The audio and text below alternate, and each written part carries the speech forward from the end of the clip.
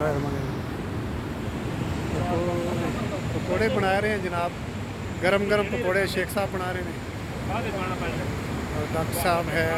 फरूक साहब ने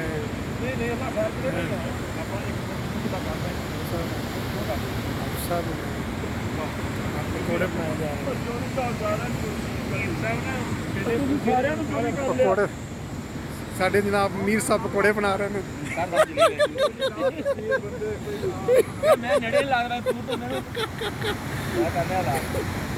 इन्ने जनाब मजा आने पे बस मैं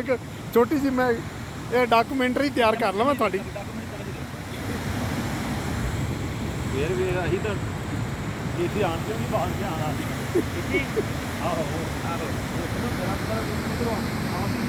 आसफ भाई ने साढ़े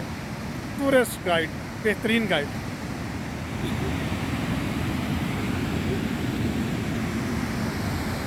अच्छा इतों तो हूँ ये प्रूफ होता पिया भी पीर साहब बैठे ने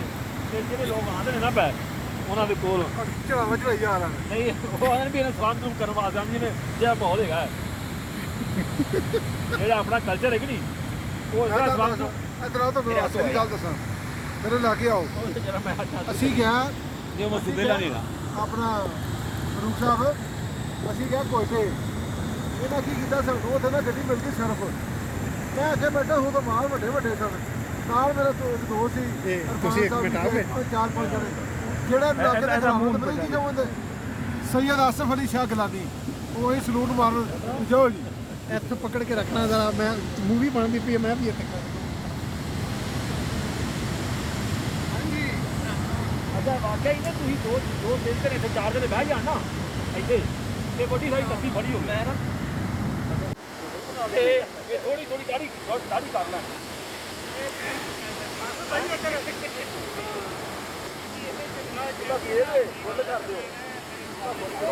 खान साहब